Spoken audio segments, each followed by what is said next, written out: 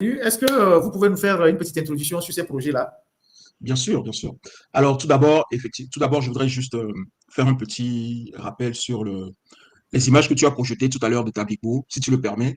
Oui, allez-y. Rappeler que, effectivement, comme tu l'as dit, il y a trois sociétés minières qui se trouvent à Tablico et on déplore un état catastrophique de cette ville, notamment des écoles, des hôpitaux, etc., etc. Je voudrais préciser quand même que dans notre pays, nous avons quand même des lois. Il y a des lois sur le contenu local. Le contenu local, c'est une loi qui oblige en fait les sociétés minières qui travaillent ou qui ont des activités dans ces villages retirés de consacrer une infime partie de leur chiffre d'affaires au développement de ces localités-là. Et plus précisément, cette partie de ces chiffres d'affaires, c'est 0,70% à peu près de leur chiffre d'affaires qui doit être normalement consacré au développement, donc à la construction d'écoles, d'hôpitaux, de routes dans ces localités. Nous avons également une loi sur la responsabilité sociétale des entreprises, la RSE, qui est en cours aussi au Togo. Si nous voyons ce qui se passe là, comme vous voyez sur les images, une absence totale de développement, des écoles en délabrement total, un manque criant d'infrastructures élémentaires, basiques dans ces localités-là, alors que c'est l'État qui donne le permis d'exploitation minière à toutes ces sociétés, c'est qu'il faut comprendre qu'il y a vraiment une absence de volonté. Il y a un problème de gouvernance. C'est ce que je voulais préciser, c'est que nous avons des lois qui, normalement, obligent ces entreprises à développer ces localités, mais les autorités togolaises ne font rien pour les contraindre à appliquer ces lois. Donc, ça fait très mal au cœur de voir que nos enfants, nos petits frères étudient dans ces conditions-là. Vous avez montré tout à l'heure une photo avec les enfants qui ont la main levée au ciel et vous avez parlé de l'avenir, de la relève du pays. Ah, mais sérieux ça? Cette photo m'a tellement touché, ça m'a limite fait pleurer parce que je me dis, vous voyez ces enfants-là, ils se tiennent sur des lingots d'or. Vous savez, je veux juste faire une petite parenthèse, si tu me le permets, grand frère. Allez-y. La société Scan Togo, Ouais. qui exploite le calcaire à Tablibo, il faut savoir que Scan Togo tire le calcaire du sol de Tablibo, la transforme ensuite en clinker et ensuite la transforme en ciment. Et comme vous l'aviez dit, il n'y a aucune raison qu'à Tablibo, on n'ait pas des écoles en dur construites en ciment dans cette ville. Ça n'a pas de sens. Ce n'est pas normal. Quand la société Scan Togo s'est installée à Tablibo en 2014, ils avaient fait un investissement initial de 150 milliards de francs CFA à peu près. 150 milliards de francs CFA. C'était l'investissement initial qu'ils avaient fait dans cette usine qu'ils ont installée. Ils ont une ONG, non, une fondation. Fondation gérée par Gomado qui a construit quelques écoles. Mais je pense que les besoins sont énormes. Et normalement, quand on a trois sociétés dans une petite préfecture comme Tablibo, on ne peut pas retrouver les écoles dans cet état-là. À leur défense, ils diront qu'ils font quelque chose, mais qu'ils ne peuvent pas prendre toute la misère en charge. Mais ce n'est pas possible. Il revient aux autorités togolaises de leur dire comment est-ce qu'ils doivent investir. Parce qu'on ne peut pas accepter qu'il y ait du ciment à Tablibo et qu'il y ait des écoles à Tablibo qui sont sous la paille. Qui sont littéralement sur la paille. Ouais. Là, vous voyez, c'est littéralement sur la paille. C'est-à-dire, quand il pleut, il n'y a pas école. Ouais. Quand il pleut, il n'y a pas école. Ouais. Quand il y a du vent, il n'y a pas école. Ouais. Sans oublier les reptiles, hein, parce qu'on est en pleine brousse là, tu vois. Voilà, on est en pleine brousse. Il n'y a aucune mesure de sécurité. Ouais. Aucune mesure, zéro mesure de sécurité. Il n'y a aucune route qui tombe bon, à part celle qui passe et qui va à Fagnan. Hein. À part ça, voilà, la route qui chemine, que prennent les camions, qui sortent des usines pour aller vers le port. Mais c'est inacceptable qu'en 2025, on en soit encore à ce niveau-là. Alors, je parlais de l'investissement qu'ils avaient fait, et je veux quand même préciser que avec l'investissement de 150 milliards qu'ils ont fait au début en s'installant, savez-vous que chaque année, ils font un chiffre d'affaires de plus de 80 milliards. Plus de 80 milliards, c'est-à-dire qu'au bout de 2 ans, ils ont récupéré leur mise. Ah ouais. Donc, ça veut dire que depuis 2016, la société Scan Togo roule à plein bénéfice. Et avec ça, ils ne paient quasiment pas d'impôts puisque la loi leur permet, la loi sur l'investissement et la loi sur le code minier leur permet d'être exemptés d'impôts pendant une période d'au moins 8 ans, 8 à 10 ans. Ah ouais. Les principaux impôts, l'impôt sur les sociétés, la TVA, tous ces impôts-là, ils n'en paient pas du tout. Et même quand ils font partir les minéraux par le port minéralier, ils sont exemptés de droits de douane. Ça veut dire que sur toute la chaîne de valeur, le Togo, l'État togolais ne capte aucune valeur, aucun dividende. L'État togolais ne capte aucun dividende. Donc c'est inadmissible. Il y a Scan Togo, il y a Wassem et il y a Forcia dans la même ville. Ouais. Et Wassem, c'est eux qui ont été, que nous avons signalé dans les Panama Papers. Il semble que l'OTR est en train de leur faire un redressement de plusieurs milliards. Je ne sais pas où ils en sont actuellement. Tant mieux, tant mieux. Il vaut mieux tard que jamais. Mais c'est inadmissible qu'on en soit à ce point-là. Parce que ces sociétés-là, vous avez connu la société mère de Scan Togo, c'est Heidelberg Material, au siège duquel vous-même vous avez milité directement en Allemagne. Donc toutes ces sociétés se font énormément d'argent. Il faut que les Togolais et les Togolaises comprennent que ce que nous voyons là, c'est une aberration totale. C'est une aberration totale. C'est une anomalie. C'est un scandale. Ce n'est pas possible que le village, la localité où Scan Togo réalise 80 milliards de chiffre d'affaires par an, il n'y ait pas d'école en dur, qu'il n'y ait pas de tableau, qu'il n'y ait pas de chaises, qu'il n'y ait pas de cantine, qu'il n'y ait pas de terrain de foot. Alors que quand vous allez dans la résidence Scan Togo, c'est-à-dire la résidence qu'ils ont construite pour leurs salariés, expatriés qui viennent d'Allemagne et d'autres pays qui viennent, la résidence qui est là-bas à Tabligo, quand vous allez dans cette résidence-là, vous avez une piscine, vous avez un gymnase, vous avez même une petite clinique. Et quand vous voyez les logements dans cette résidence, ils sont tous au standard européen. C'est-à-dire vous avez des petits jardins, c'est des villas avec des petits jardins, d'accord? Et vous avez, je ne sais pas moi, je vois parfois à étage, vous avez même, comment dire, un château d'eau dans la résidence, vous avez même une antenne de télécommunication, c'est-à-dire qu'ils ont eux-mêmes leur réseau de télécommunication, ils ont installé leur propre réseau de télécommunication. Là-bas, ils ont leur propre système de production d'électricité, ils ont leur propre système d'alimentation en eau potable, mais à côté, vous savez, c'est la dépravation totale. C'est la dépravation totale, c'est-à-dire qu'on a sacrifié littéralement la vie de ces enfants pour la cupidité de quelques-uns. Normalement, les dirigeants, le directeur de la direction des mines au Togo doit être mis aux arrêts. Parce que c'est lui qui donne la plupart, c'est lui qui contresigne la plupart des permis d'exploitation et les renouvelle. Le président de la République, lui-même aussi, doit être mis aux arrêts. Parce que c'est lui qui signe le permis d'exploitation. Lequel? Sans de toffer ou le président du conseil. Autant pour moi. On se perd avec leur République fantoche là. Attends, donc, on va aller sur notre dossier, on reviendra sur le dossier. Voilà. Donc voilà, cette petite diversion. Ouais. Ça fait très mal au cœur de voir ça. Voilà, et je voulais juste en parler rapidement. Je comprends ta colère. On va revenir sur notre dossier agricole. Alors, parlez-nous un peu de ces dossiers que nous avons sélectionnés aujourd'hui. Je pense qu'il y en a dans la région de Savane. C'est ce qui nous intéresse le plus, et puis quelques autres dossiers.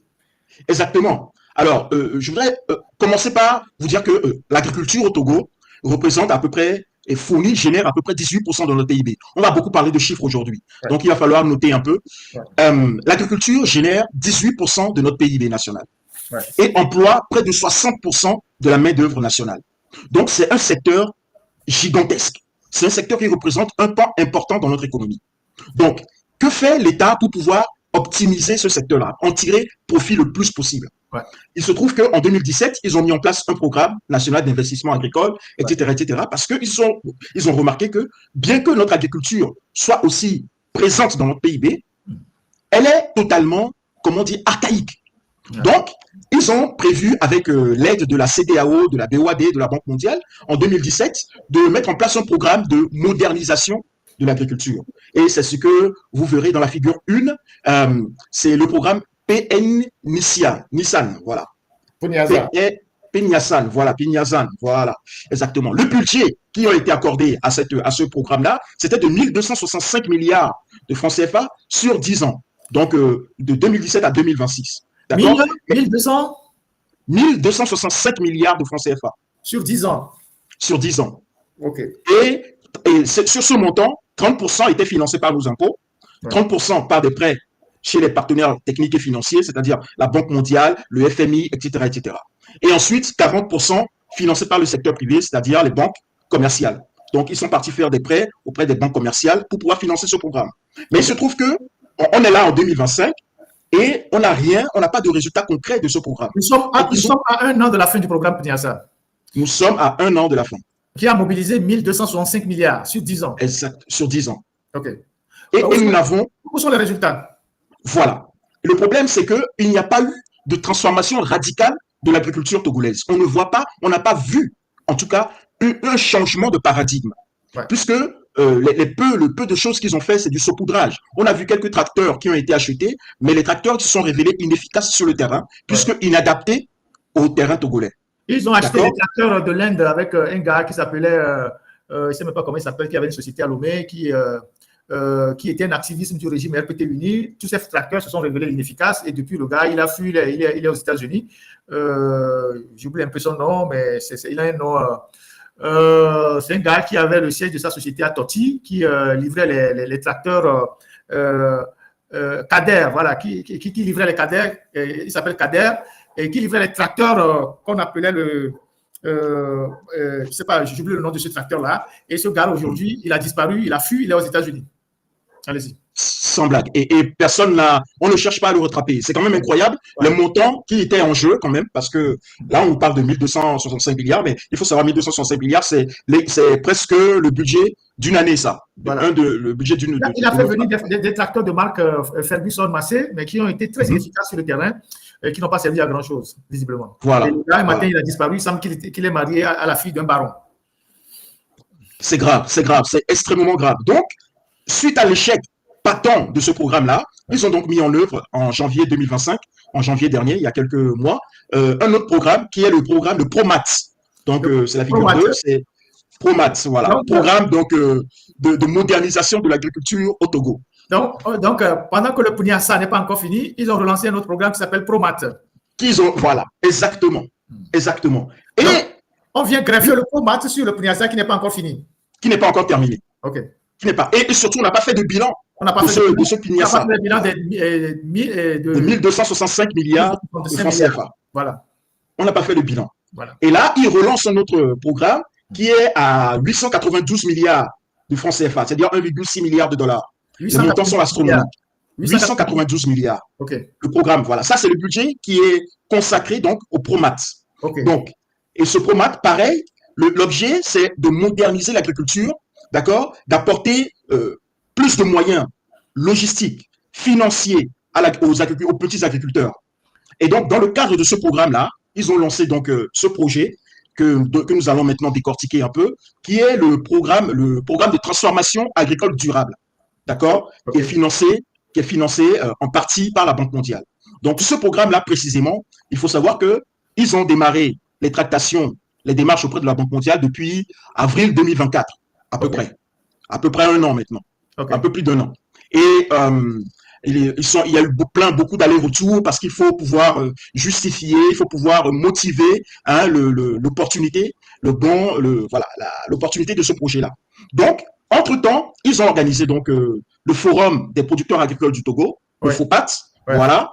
Et c'est le FOPAT qui leur a servi d'argument principal pour pouvoir justifier, appuyer ce projet et obtenir du financement. Donc là, comme vous le voyez sur la figure qu'on montre là, sur le programme de 1,6 milliard de dollars qu'ils ont soumis à la Banque mondiale n'a accepté de financer que 150 millions de dollars. 150 millions de dollars. Et il y a 150 millions d'autres dollars, millions de dollars qui sont pris aussi en charge par nos impôts. D'accord? L'État est venu sur ce projet-là, sur les 1,6 milliards de dollars. L'État n'a pu avancer lui-même sur ses fonds propres que 150 millions de dollars, c'est-à-dire nos impôts. D'accord. Ils sont partis chercher un prêt à la Banque mondiale de 150 millions de dollars et ils sont partis chercher d'autres prêts commerciaux, c'est-à-dire auprès de banques, pour un montant de 113 milliards à peu près. Donc le total de ce premier financement qu'ils ont eu pour ce projet-là est de 413 millions de dollars, c'est-à-dire 230 milliards de francs CFA. La Banque mondiale nous fait le prêt à quel taux? Voilà, et là, c'est très intéressant parce que la dernière fois que tu m'as posé la question, donc je suis parti faire mes recherches. Donc, c'est un prêt concessionnel, 150 millions de dollars, d'accord? Et il faut savoir que les prêts concessionnels, souvent, c'est des prêts qui sont sur de longues durées. Tout à fait. OK? Donc, la durée de remboursement de ce prêt-là, elle commence en 2031, elle va se terminer en 2036 pour une première phase. Ouais. Et une deuxième phase de remboursement va commencer en 2035 pour se terminer en 2075. Donc, là où nous sommes là, il faudra pris des crédits que nous, on va rembourser jusqu'à 2075. 2075. Ah ouais? C'est-à-dire que toi, vous et moi, on ne sera plus, on sera à la retraite. Ce sera nos enfants et nos petits-enfants qui vont certainement. Fonds Yacine a pris des crédits que nous allons payer jusqu'à 2075. 2075. Waouh. Super. 2075. Et le taux se comprend entre 0,5 et 1%.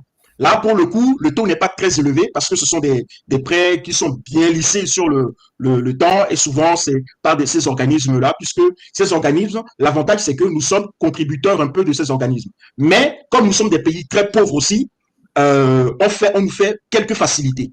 Donc, on nous accorde, par exemple, un délai de grâce. Au lieu de commencer à payer, donc dès qu'on reçoit, enfin quelques mois après la fin du déboursement, on commence à payer, par exemple, là, en 2031.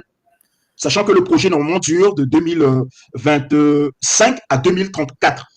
Voilà, oui, voilà. Donc, on commence à payer en 2031. Donc là, s'il faut rester encore au pouvoir longtemps, il va faire des prêts jusqu'à 2100, 2150 et tout ça, quoi.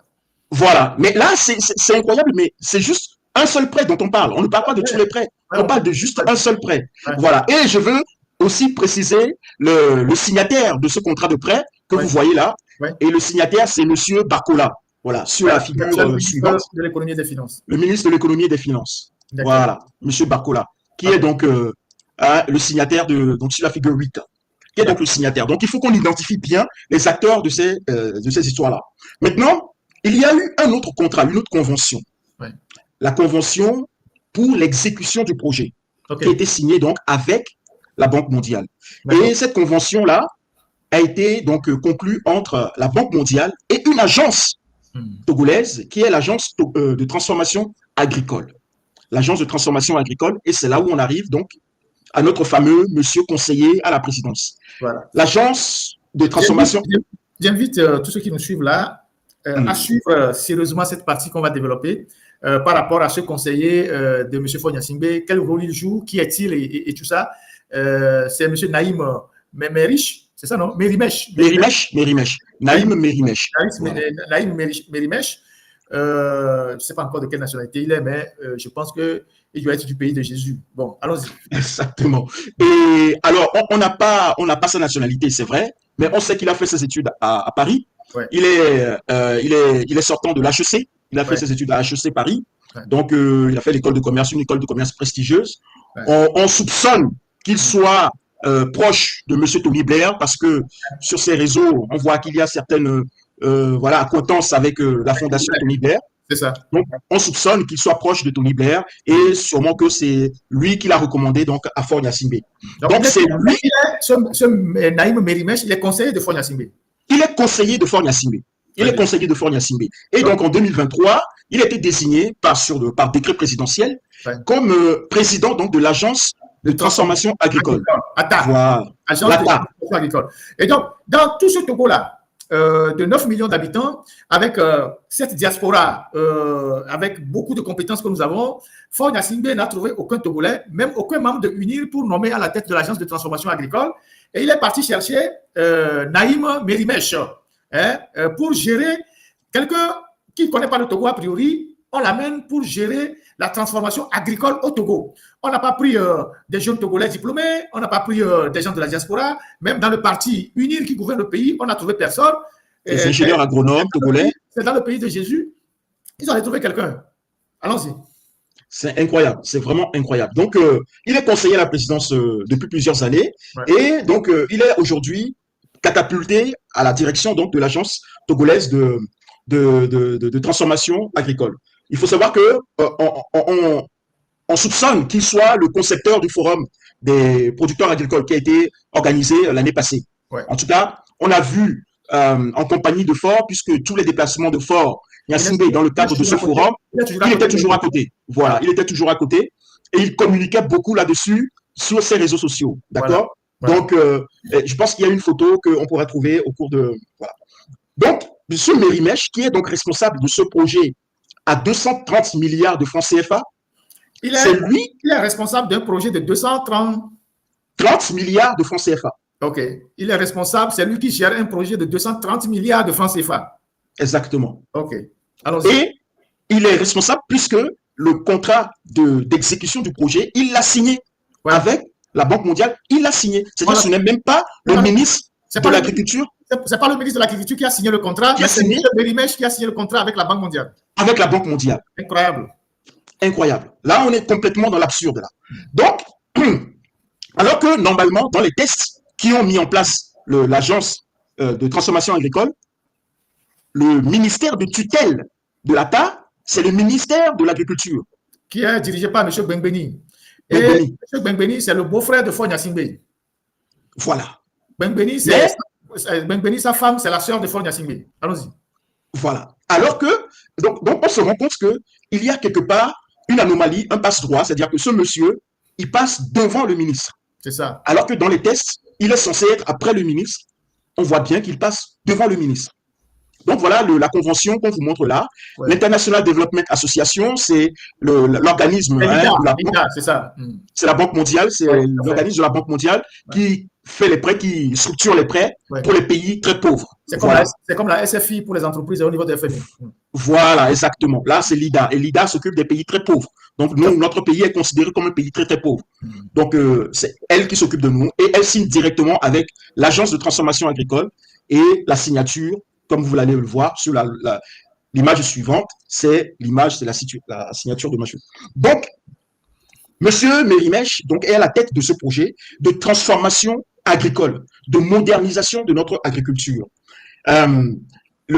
Sans trop vouloir rentrer dans les détails, l'objectif était de transformer l'agriculture de subsistance pratiquée par les petits exploitants agricoles en une agriculture mécanisée, voire industrielle, orientée vers le marché extérieur, tel que la ZLECAf. Okay? Parce qu'on essaie de faire du Togo un hub, alors ils disent un hub régional dans l'agroalimentaire et la nutrition animale. C'est des mots qu'ils utilisent comme ça, hein, des gros mots qu'ils utilisent sans se couper. Voilà, à chaque fois. Voilà. Donc, ce projet était censé profiter donc à près de 340 000 agriculteurs, petits agriculteurs, et créer plus de 72 500 emplois dans tout le Togo. Mais là, toute la description que je viens de vous faire là, c'est sur le papier. Ouais. Et sur le papier, le projet sonne très bien.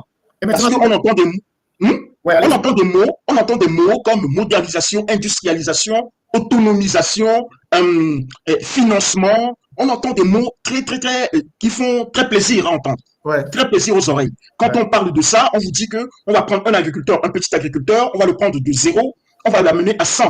Voilà. On va lui fournir des intrants, on va lui fournir des tracteurs à des prix modérés, on va lui fournir des terrains, on va lui fournir la formation nécessaire pour pouvoir le porter à l'échelle, c'est-à-dire arriver à une structure quasiment industrielle. Mais maintenant, sur le terrain, voilà ce que nous avons. Alors, on va voir sur le terrain, sur la technique que nous renvoie les images. Là, on va aller au Pendjal. Hein? Et là, maintenant, le vendredi dernier, le vendredi 12 septembre, il y a une semaine. Il y a à peine, ici, nous sommes vendredi 12 septembre, c'est M. Neim Mérimèche même qui fait la publication. Il fait la publication. 12 septembre 2025, village de Ouamonlé, canton de Naïga, préfecture de Pendjal Ouest, région des Savates. Naïga, déjà, c'est là où on exploite le manganèse. Exactement. Il dit ceci, écoutez-moi très bien. Rien, ni personne ne peut empêcher une transformation dont l'heure est venue. Ni une crue, ni un pont emporté par une crue.